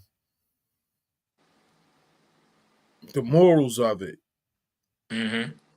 Like you got to make sure these kids that you giving this stuff to are grounded with something, man, with God or something, because now you're going to be having a lot of these young boys having several different baby moms, and you get what I'm saying? You see somebody like the Anthony Edwards situation, like, and everybody saying, well, he got enough money for it, but that's like 4 kids that ain't gonna have their dad every day. Hmm. You get what I'm saying? Like, we could call it what it is. You got the bread, but physically being there. You Mm. feel what I'm saying? That's trauma. Yeah, yeah, yeah. At the end of the day, that's trauma. You know what I mean? So the morals, are we selling the morals for the early bag? Because I could you was in college for a little bit. I went to college, like me, Yo, $100,000 in college. It was hard off that Pell Grant. It was peanut butter and jelly, oodles and noodles. That's what I'm trying to say. So imagine 400,000. Man, 400,000. I'm not even going to practice. That's what I'm I'm, trying to say, I'm, bro. I'm making more than the coach. Like, coach, you what? Exactly. All right, as we Yo, close out, take it home. let's And I messed up what? on my Mount Rushmore. Who? The number one player I ever saw in high school with my own two eyes, Be Easy Beasley, You think Michael so? Beasley. Okay, Michael okay, Beasley. I okay. forgot. I cannot leave Michael Beasley out. What? Better than Lamar Odom? Oh man, God damn. Beasley was different, man. Yeah, he was. He was. He I can't. was. I can't. I forgot all about Mike Beasley, man. I cannot leave him out. He was. The transfer portal. I'm gonna be straight honest. And it's crazy. I saw something that came up today, and I thought this kid would leave and go to the transfer portal. He stuck it out. It's a kid at NC State named Breon Path, a heck of a football player. But he didn't really get no playing time at NC State, and this year he's getting a little bit playing time. He's stuck, and he didn't go into the portal. But in the portal, I understood it in the beginning because we was going through COVID, and it was trying to help get these kids the year back. But then now I think it's being abused because Mm, it's also hurting the younger generation, like mm, the high school kids now. It's harder for them because as a college coach, and I understand it, you will go into the portal and get the older players because they're more mature. They've been there. You trying to keep your college job. You know what I'm saying? So I hmm. understand it. Like for the high school kids now, it's harder. It's like if I you're not like know, in that man. top. It's like if you're not in that top 100 in the country in high school. It's hard for you to get a scholarship now. I feel like. I know. It's sad, man. It's sad. And I think that it's been abused on both ends. The coaches is forcing kids in. Hmm. You know what I mean? Like, so it's like, and kids, like we was talking about before, kids dealing with entitlement, they don't really want to go through it, no adversity. So they jumping in at the first sign of adversity, and you need that to get better in life, man. You And know what I mean? when we was coming up, you transfer, you got to sit out a year. Indeed, indeed, Now indeed. you don't. You transfer, you go play. It's like, oh, coach, you ain't gonna play me. I'm out of here. I'm going here. Mm. So in closing, bro, I remember we talked before we came on air about I saw you had your players at church, and which is a great thing, bro. You know how I feel about the Lord. Give me a situation where you feel God helped you get through, so you can have a testimony for others. Um, they definitely, I went through a couple of the trials and tribulations of my life. I went through a hard upbringing. I also didn't cherish different things that he gave me that I didn't realize that I had. Mm. Also, the loss of my sister, father, mother, and then the divorce I went through recently. Um, I understand that, and then I also appreciate the things that God has stripped me from and removed certain things from me to sit me down. I think right Mm. now He sat me down to realize some things, and to be honest, for me to get to where I'm at now, I never understood this. And my cousin Walker told me this many months ago. He said, in this journey of life that you're going on right now, you're going to lose some things that you never thought that you would lose. But God is Mm-hmm. preparing you for something different. So I didn't Mm-hmm. know in the journey of me signing with my cousin and all the different things that's been coming towards this with the opportunity. And sometimes it could be some people kind of come around me for the wrong reason. He told me that Mm. God was going to remove certain things from me, and I didn't know as He removed certain things from me, I was going to lose my wife. And I got a 3-year-old son that struggled with autism. I didn't So know that, brother. I didn't know that I was going to lose all of that. But I think Mm. it's also Him stripping me to become a better man and a better father. Oh, and praises. and so much of different people I dealt with, and I appreciate everything I've been through, because it's always in my personal life. It's always been about me in my personal life, and I think now He's showing me or preparing me for when the opportunities do come to be with someone, that I invest into them as much as so much was invested into me with certain situations. Oh, praises, brother. I see that maturing coming. And I want to thank you too, bro, for coming on, but also being open minded with different things I reached out to you about when I Hmm. saw things going on. You never went laugh at nothing like that. You was open minded. You know what I'm saying? Hmm. Took different advice and stuff and like stuff like that. You get what I'm saying? You know what I'm talking about, that Yeah, kind of thing or whatever. You know what I'm saying? And because no, it takes a lot to be like that because some of us can't handle that kind of stuff. You know what I because mean? you never been a yes man. And like you would call me on my stuff. You see me do you need cut no this like you Tiny, Pastor Omar, different people. Like you need men like that around you. You have people around you that will see you crashing and it's gonna let you crash. Mm-hmm. You know what Mm-hmm. I mean? Even like Demi and Walker, like they're not gonna let me crash. Like my Mm-hmm. mentor spoons, they're gonna like you need good men like that. That y'all been through things. So like I'm also like a reflection of y'all. Like when I'm out here, like I'm not perfect. Yeah, I make mistakes. Nobody You know what not, I'm bro. I saying? still struggle all the time, bro. You know what I mean? Like shoot, I'm more open now. Like I wanna live more in my purpose. I want to experience like Mm. unconditional real love, and for me to be able to give unconditional and real love. All And praises. it's some things I gotta let go too. All praises, brother. I'm gonna Yeah, stay in touch with you, man. Thanks for coming on. Once we go off, I'm gonna send you the YouTube version, and I'm gonna be putting up several links daily now, especially after this election thing over, man. yeah. Speaking of that, man, who did you vote for, and how you was feeling about it, and that, and all To that matter. to be honest, it's the first year I did it. It was I wasn't happy about either one. Mm. I didn't vote for either one. Me neither, Um, brother. Me neither. I decided to leave it in God's hands, and Mm. You just to talking my live, language, brother. just to live my life the best way I can, and hoping whoever is in office that you just do right by the whole country. Indeed, man. I don't, yeah, I don't Yeah. care, Democrat, Republican, just do right. Like this country is hurting. Mm. There just need Mm. some love, man, some love. I didn't vote, man, because my faith, being an Israelite, non-radical people, we love everybody. Um, we just feel like that he wants us to keep the commandments, and he said that if we turn, the scripture, if my people that go by my name turn to me and away from sin, I hear their prayers and heal the land. Hmm. So if I'm just doing that when I'm supposed to do, he's going to give me that protection I need.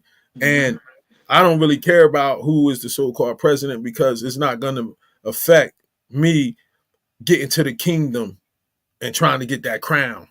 All I Hmm. want to hear is great job, good and faithful servant. That's all this other stuff going on. I could care less, bro. I got tunnel vision on that. You know what I mean? And giving guys like you your flowers of the work you did in this community, trying to help kids out and getting through him helping you get through the things you got through, brother. You know Yeah, what I mean? OG, I'm appreciative because I looked at it and Walker brought this to my attention before. He said, "Do you realize like the career you had in New York and the career you had in North Carolina?" He said, "Sometimes that's not even that's not heard of. Like you was able to Mm-hmm. impact, you was able to pack in two states, two different areas, and Oh, around the world." So I'm oh, appreciative of that. So like you said, at the end of the day, when it's time for me to go to heaven, the only person that can determine that is God. If he felt like I did enough work, he has set me in. all praises, brother. I love you, man. Take care of yourself, I and love you too, bro. all right, no doubt, I'll be in touch, brother. All right. All right. Wow, brother, another good episode, man. My man Shingy, man, he took it back. We had some laughs. I like to see how that brother's maturing and coming into himself as a man, man. And it's still interesting around that 44, 45-year-old mark. Chuck D might have been on to something when he said that 44, 45-year-old mark, when the men really start getting themselves together as brothers, man. Next week I should have a guest on Soberheads podcast, somebody very special supposed to be coming on. So tune in. This is Mike. Enjoy the rest of your day. Shalom.